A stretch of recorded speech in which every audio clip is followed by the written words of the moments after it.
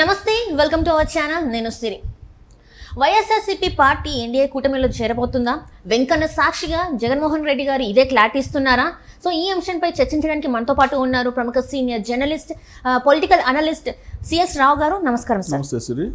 Sir ఇప్పుడు చూస్తున్నట్టయితే తిరుపతి లోకసభలో జగన్మోహన్ రెడ్డి గారు ఒక మాటలు మాట్లాడడం చూస్తుంటే ఎన్డీఏ కూటమిలో వైఎస్ఆర్సీపీ పార్టీని కలుపుతున్నట్టు అనిపిస్తుంది. సో దీని మీద మీ స్పందన ఏంటి సార్? ఒకటి ఏంటంటే జగన్మోహన్ రెడ్డి తిరుపతిలో జరిగినటువంటి సబ్మిట్లో ఎడ్యుకేషన్ సబ్మిట్లో చాలా క్లారిటీ ఇచ్చారు. బీజేపీ తోటి నేను కలిసి అడుగు వేస్తున్నాను అని. ఇప్పటి వరకు బీజేపీతో వైసీపీ చీకటి మిత్రత్వాన్ని కొనసాగిస్తుంది, చీకటి పొత్తు కొనసాగుతుందని అనేక విశ్లేషణలు చెప్పుకున్నాం. కానీ ఇప్పుడు వాటన్నిటికీ తెరదింపుతూ మేము చీకటి పొత్తు కాదు, మాది బహిరంగమైనటువంటి పొత్తు అనేది తిరుపతి వెంకన్న సాక్షిగా తేల్చేశాడు జగన్మోహన్ రెడ్డి. సో బీజేపీతో అడుగు వేస్తున్నాను, బీజేపీ తోటి బయట నుంచి నేను మద్దతు ఇస్తున్నాను. సో బీజేపీ అడుగుజాడలో నడవాల్సి వస్తుంది కేవలం రాష్ట్ర ప్రయోజనాల కోసమే అని చెప్తున్నారు. సో రాష్ట్ర ప్రయోజనాలకి ఆయన బీజేపీతో అడుగు నడుస్తున్నారా లేదంటే స్వప్రయోజనాల కోసం నడుస్తున్నారా అనేది వైఎస్ఆర్ కాంగ్రెస్ పార్టీకి తెలుసు, రాజకీయ పక్షాలని తెలుసు, ఆడినటువంటి ప్రజలకు కూడా తెలుసు. ఢిల్లీ వెళ్ళినటువంటి ప్రతిసారి ఆయన చెప్పేది రాష్ట్ర ప్రయోజనాల కోసం వెళ్తున్నాను అంటారు. అక్కడికి ఎందుకు వెళ్తున్నారంటే అవినాష్ రెడ్డి అరెస్ట్కి ముందు లేదంటే అవినాష్ రెడ్డి కోర్టులో విచారణకు వచ్చినప్పుడు లేదంటే ఈయనకి ఏదైనా బెయిల్కి సంబంధించినట్టు ఇష్యూ వచ్చినప్పుడు ఇలా వెళ్తున్నారనేది ఆయన మీద అనేక రకాల అనుమానాలు ఉన్నాయి. సో ఢిల్లీ వెళ్ళిన ప్రతిసారి నరేంద్ర మోడీని లేదా అమిత్ షాని కలిసి ఆంధ్రప్రదేశ్కి ఏమన్నా తీసుకొచ్చారంటే ఏమీ కనిపించట్లేదు, కనిపించలేదని చెప్పి విపక్షాలు చెప్తూ ఉన్నాయి. సో అక్కడికి వెళ్ళడం కేవలం ఆ బెయిల్ రద్దు కాకుండా కంటిన్యూ చేసుకోవడానికి భారతదేశ న్యాయ చరిత్రలో 10 సంవత్సరాల పాటు బెయిల్ మీద బెయిల్ మీద ఉంటూ ఆయన ముఖ్యమంత్రి అయినటువంటి జగన్మోహన్ రెడ్డి తప్ప ఎవరు లేరు. ఇన్ని సంవత్సరాల పాటు అసలు బెయిల్ మీద ఎలా ఉంటారనేది చర్చ నడుస్తుంది. దాని మీద రఘురామకృష్ణరాజు కూడా పోరాడుతున్నారు, ఆ బెయిల్ రద్దు చేయాలని చెప్పి హైకోర్టులో సుప్రీంకోర్టులో నడుస్తూ ఉంది అది. అయితే రాజకీయంగా అసలు బీజేపీ అలాగే వైఎస్ఆర్ కాంగ్రెస్ పార్టీ పొత్తు అనేది ఉందా అని అంటే లేదు, కానీ ఉందని చెప్తున్నారు.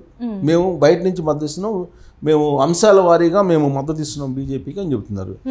జనసేన ఏమో డైరెక్ట్ మద్దతు ఇస్తుంది బీజేపీకి. అంటే ఇక్కడ జనసేనతో ఆల్రెడీ బీజేపీ నాయకులు మాట్లాడడం, అధినేత జనసేన పవన్ కళ్యాణ్ తో చాలాసార్లు భేటీ అయిన మోడీ కూడా మాట్లాడడం జరిగింది. సో అది అఫీషియల్ పొత్తు, అది అఫీషియల్ గా జనసేన బీజేపీ పొత్తు ఉంది.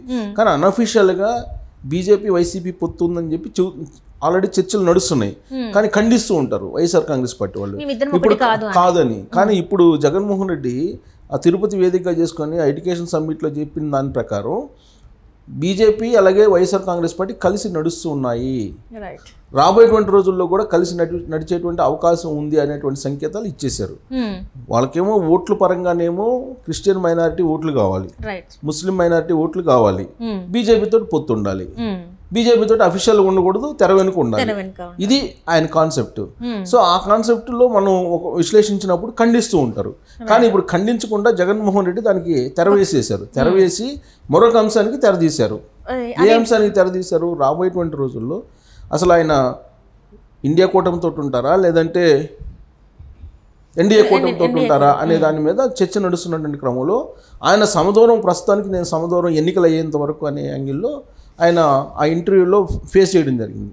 అంటే రాబోయేటువంటి రోజుల్లో ఇండియా కూటమికి మద్దతు ఇస్తారా అని అడిగినప్పుడు దానికి సమాధానం క్లియర్గా చెప్పకుండా దాటవేశారు. ఇది మాత్రం సమాధానం చాలా క్లియర్గా చెప్పారు. ఏంటి? బీజేపీతో నేను కలిసి నడుస్తున్నాను, ఎన్డీఏ కూటమితో కలిసి నడుస్తున్నాను, అంశాల వారీగా మద్దతు ఇస్తున్నాను అని చెప్పి చెప్తూ దానికి రాష్ట్ర ప్రయోజనాలను తగిలించారు. సో రాష్ట్ర ప్రయోజనాల కోసం కాదు, స్వప్రయోజనాల కోసం అనేది చర్చ నడుస్తుంది రాజకీయంగా. సో ఏదేమైనప్పటికీ ఆయనైతే బీజేపీతోటి కలిసి నడుస్తున్నారు. బీజేపీతోటి నరేంద్ర మోడీతో ప్రత్యేకించి రాజకీయాలకు అతీతమైనటువంటి బంధం ఉంది అని చెప్పి అనేక సందర్భాల్లో జగన్మోహన్ రెడ్డి చెప్పారు. అలాగే ఆయన మోడీ కూడా జగన్మోహన్ రెడ్డి తోటి రాజకీయపరమైనటువంటి సంబంధాలు కాకుండా రాజకీయేతర సంబంధాలు కూడా బలంగా ఉన్నాయి మా మధ్య అని సంకేతాలు ఆయన కూడా ఇచ్చారు. సో కాబట్టి ఇక్కడ ఒకవేళ ఎన్డీఏ కూటమిలో ఎలక్షన్ ముందు చేరేటువంటి అవకాశం ఉందా అనేటువంటి చర్చ కూడా నడుస్తుంది. ఎందుకంటే ఈ 4.5 ఏళ్లలో అనేక సందర్భాల్లో ఎన్డీఏలో కూటమిలో చేరాలని చెప్పి వైఎస్ఆర్ కాంగ్రెస్ పార్టీ మీద ప్రెషర్ వచ్చింది. ఆ విషయాన్ని వైఎస్ఆర్ కాంగ్రెస్ పార్టీకి సంబంధించిన నేతలే అనేక సందర్భాల్లో చెప్పారు. ఎన్డీఏ కూటమిలో చేరితే 2 మంత్రి పదవులు ఇస్తామని చెప్పి కూడా వాళ్ళకి హామీ ఇవ్వడం జరిగింది. అయితే కేవలం క్రిస్టియన్ ముస్లిం మైనారిటీ ఓట్ల కోసం మాత్రమే వాళ్ళు ఆగి ఉన్నారు తప్పితే జనరల్గా బీజేపీతో కలిసి నడుస్తున్నారు. అంటే ఇక్కడ కేవలం ఆ ఓట్ బ్యాంక్ కోసం మాత్రమే వాళ్ళు అంటి ముట్టనట్టు వ్యవహరిస్తున్నారు తప్పితే లోపల అంతా ఒకటే అనేటువంటిది తెలుస్తుంది. ఆ విషయాన్ని షర్మిల కూడా తాజాగా చెప్పడం జరిగింది.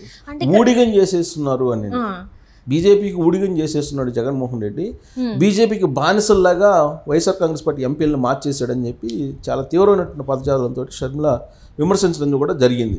సో ఇప్పుడు దానికి అంగీకరిస్తూ జగన్మోహన్ రెడ్డి ఆ సబ్మిట్లో చేసినటువంటి కామెంట్స్ని మనం చూస్తే ఓకే అనిపిస్తుంది.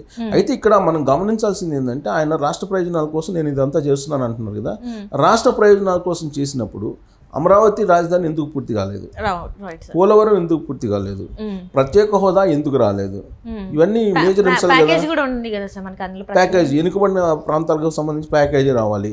విశాఖ రైల్వే జోన్ లేట్ అయిపోయింది, ఎందుకు లేట్ అయిపోయింది, ఇప్పటి వరకు ఎందుకు లేట్ అయింది, ఎలక్షన్ టైంలో ఇప్పుడు మేము తీసుకొచ్చామని చెప్తున్నారు. రాష్ట్ర ప్రభుత్వం కారణంగానే లేట్ అయింది కేంద్ర ప్రభుత్వం చెప్తుంది.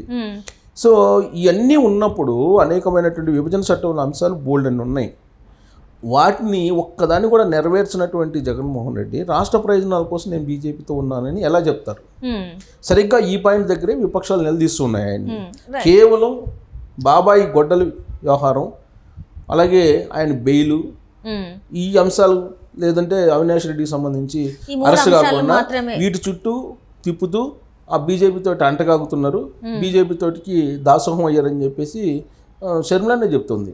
సో స్వప్రయోజనాల కోసమే ఆయన బీజేపీతో వస్తున్నాడు, కానీ రాష్ట్ర ప్రయోజనాలు ఏమీ నెరవేరలేదు, అభివృద్ధి ఎక్కడా లేదు, అభివృద్ధి ఎక్కడన్నా జరిగితే చూపిద్దురు కానీ రాండి అని చెప్పి సవాల్ చేస్తున్నారు. టైం మీరైనా చెప్పండి, టైం ప్లేసు లేదా నేను చెప్తానని చెప్పి షర్మిలా చెప్తుంది. దాని మీద వైఎస్ఆర్ కాంగ్రెస్ పార్టీకి సంబంధించినటువంటి వాళ్ళు టైం మేము చెప్తాం, ప్లేస్ చెప్తాం అంటున్నారు, కానీ ఎవరు టైం చెప్పింది లేదు, ప్లేస్ చెప్పింది లేదు. సో కాబట్టి ఇప్పుడు ఎన్డీఏలో రాబోయేటువంటి ఎన్నికల్లో కూడా ఇప్పుడు మారినటువంటి పరిస్థితుల దృష్ట్యా ఎన్డీఏలో కలవడానికి అవకాశం ఉందా వైఎస్ఆర్ కాంగ్రెస్ పార్టీ అంటే ఎన్నికల ముందే కలిసేటువంటి అవకాశం కూడా లేకపోలేదు. ఇప్పుడు బాహాటంగా చెప్పారు జగన్మోహన్ రెడ్డి అంటే ఆ ఇంటర్వ్యూలో వాస్తవంగా రాజకీయాలకు అతీతమైనటువంటి సబ్మిట్, అది ఎడ్యుకేషన్ సబ్మిట్, ఎడ్యుకేషన్ గురించి మాట్లాడతారు సబ్మిట్ వచ్చినప్పుడు. అంతర్జాతీయంగా ఎలా ఉంది, జాతీయంగా ఎలా ఉంది, రాష్ట్రంలో ఎలా ఉంది కంపేర్ చేసి ఎక్కడెక్కడ బెటర్ ఎడ్యుకేషన్ ఉంది వాటిని మేము ఇంప్లిమెంట్ చేస్తున్నాము, మేము ఇదిగో ఈ పథకాలు ఇంప్లిమెంట్ చేసాం, దీనివల్ల ఇంత రిజల్ట్ వచ్చింది అని చెప్పాలి. కానీ దానికంటే కూడా రాజకీయాలకి ఆల్మోస్ట్ ఎక్కువ టైం అక్కడ కేటాయించారు.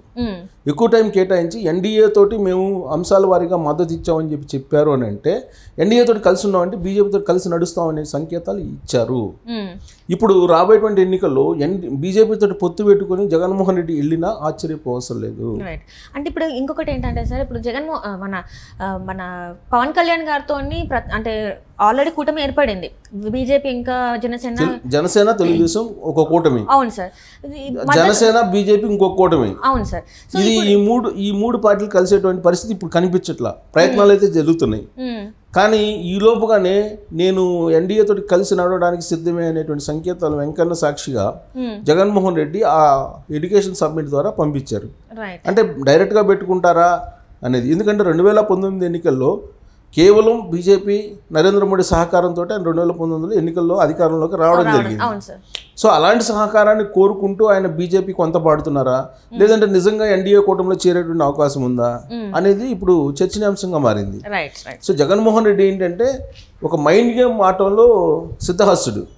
2019 ఎన్నికల ముందు ఎన్డీఏ నుంచి బయటికి రండి, మనందరం కలిసి రాజీనామా చేస్తే ప్రత్యేక హోదా అదే వస్తుందని చెప్పి సవాల్ చేసి టెంప్ట్ చేసేసి ఎన్డీఏ నుంచి తెలుగుదేశం బయటకు వచ్చేలాగా చేశారు. అదే మైండ్ గేమ్ అంటే. బయట తీరా ఆయన ప్రత్యేక హోదా నేను మెడలు వంచాన్ని తీసుకొస్తానని చెప్పేసి 2019 ఎన్నికల్లో గెలిచిన తర్వాత ఎంపీలను 22 మంది ఎంపీలను ఇస్తే ఆంధ్రప్రదేశ్ ఓటర్లు ప్రత్యేక హోదా దేవుడి దయ అని చెప్పి తప్పించుకున్నాడు. ఇప్పుడు దాకా అంటే దేవుడి స్క్రిప్ట్ అని చెప్పేసి ప్రతిదాన దేవుడి దయ ఇప్పుడు మన అవసరం లేకుండా ప్రభుత్వాన్ని ఆడ ఏర్పాటు చేశారు కాబట్టి మనం ఊరికి అడగడం తప్పితే మనం డిమాండ్ చేయలేము, రైట్ అది వచ్చినప్పుడు వస్తుంది, అది దేవుడి దయ అని చెప్పి స్కిప్ చేసేసి తప్పించుకున్నారు. ప్రత్యేక హోదాని మూలన పడేశారు. సో ఇప్పుడు మళ్ళీ ప్రత్యేక హోదా మమ్మల్ని మళ్ళీ గెలిపిస్తే మేము మళ్ళీ తీసుకొస్తామని చెప్పి ఆయన చెబుతున్నారు. అంటే ఇప్పుడు ఆయనకి సపోర్ట్ కావాలి, కేంద్ర ప్రభుత్వం సపోర్ట్ కావాలి. రేపు ఎన్నికల్లో 2019 మాదిరిగా సపోర్ట్ కోరుకుంటున్నారు ఆయన. అందుకు బహుశా నేను అనుకోవటం ఆ ఎడ్యుకేషన్ సబ్మిట్లో ఎన్డీఏ తోటి మేము అంశాల వారి మద్దతు ఇస్తూ వచ్చాము అని చెప్పి చెప్పారు. అంటే రాబోయేటువంటి రోజుల్లో కూడా అదే కొనసాగిస్తాము, మాకు సహజ మిత్రుడు బీజేపీ అనేటువంటి యాంగిల్లో తీసుకెళ్లి సహాయ సహకారాలు ఎన్నికల్లో పొందడానికి ఆయన ప్రయత్నం చేస్తున్నారు అనేటువంటి ఒక చర్చ అయితే నడుస్తూ ఉంది. ఇంకొక వైపు బీజేపీని కలుపుకొని వెళ్ళాలని చెప్పి జనసేన తెలుగుదేశం పార్టీ ప్రయత్నం చేస్తున్నాయి. సో ఇది ఒక మైండ్ గేమ్, ప్రస్తుతానికి అయితే మైండ్ గేమ్. ఆ మైండ్ గేమ్కి మరింత పదును పెట్టాడు జగన్మోహన్ రెడ్డి ఆ సబ్మిట్ ద్వారా అని చెప్పి మనం విశ్లేషణ చేసుకోవచ్చు.